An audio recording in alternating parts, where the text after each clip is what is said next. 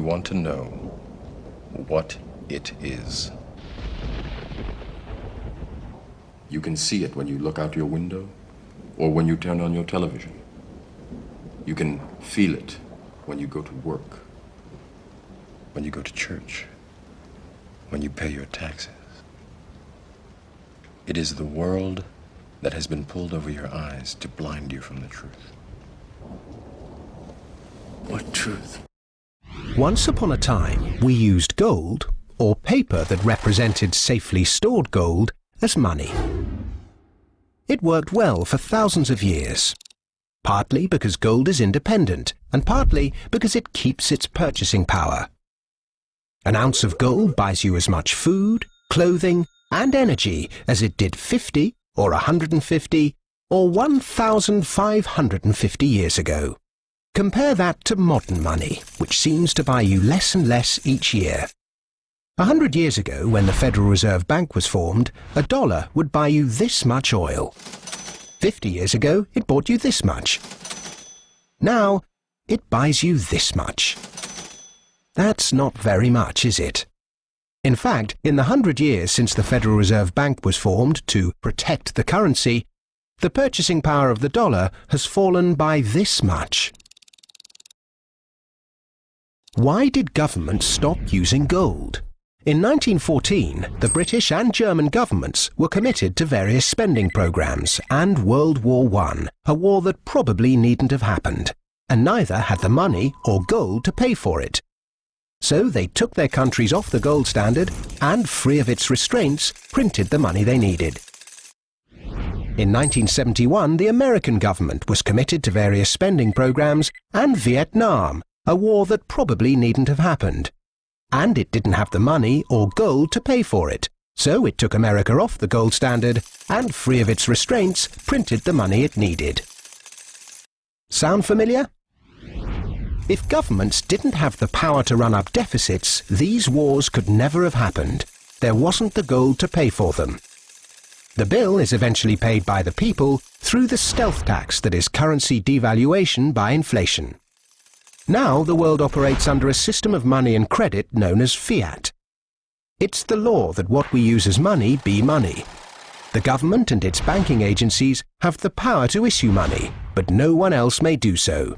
Unlike gold, of which there is a finite amount in the world, with this fiat system, there is no limit to how much money can be created, so inflation becomes inevitable. You only need to take a look at these prices at this petrol forecourt to see that drivers are definitely feeling the pain of rising inflation. Drivers are already paying $15 million a day more for petrol than they did a year ago, which means getting from A to B is just going to get even more expensive. I'm filling up cars every day. I drive for a living, so there is a big impact, but what can we do? It goes up daily almost, or certainly weekly. It goes up by at least 2p a week. It's ridiculous. I can't see how something can go up. If we were talking about cat food or something, it doesn't go up by 2p a week. The price of produce in China is rising so quickly that everyday items like an apple or a bag of carrots have become too expensive for average Chinese people living on small salaries. Citizens are calling for price controls, but the Chinese regime has been slow to act. Here's that story.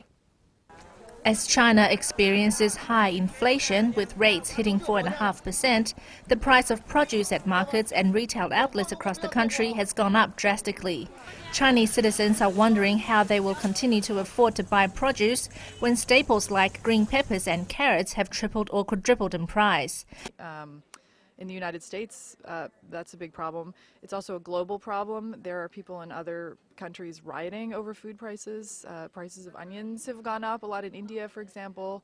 Rice, staples of diets for people in many parts of the world are becoming sort of too expensive for them to afford. And it's a bit of a crisis, frankly.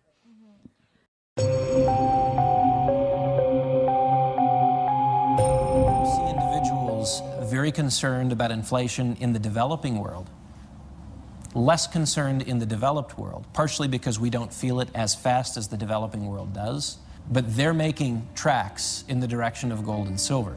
Why are they buying it? Are they buying it because they're gold bugs? No. Are they buying it because they're fascinated with the shimmer and shine of the metal? No.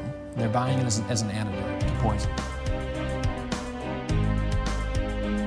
Indians have always bought gold for two reasons: adornment, which is for cultural, festive or weddings.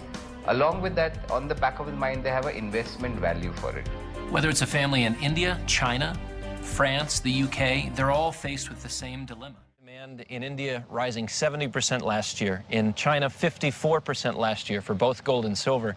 The Industrial Commercial Bank of China with the World Gold Council has set up a program that allows individuals to invest as little as 1 gram of gold per day into a savings account denominated in gold.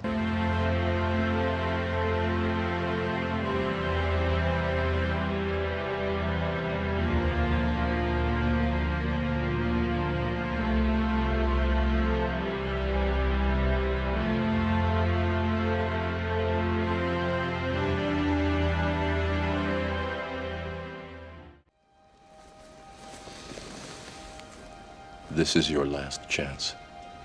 After this, there is no turning back. You take the blue pill, the story ends.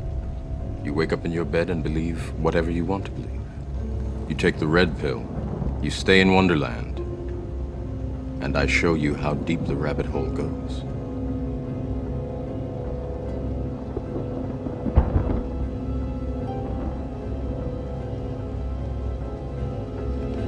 Remember, all I'm offering is the truth, nothing more.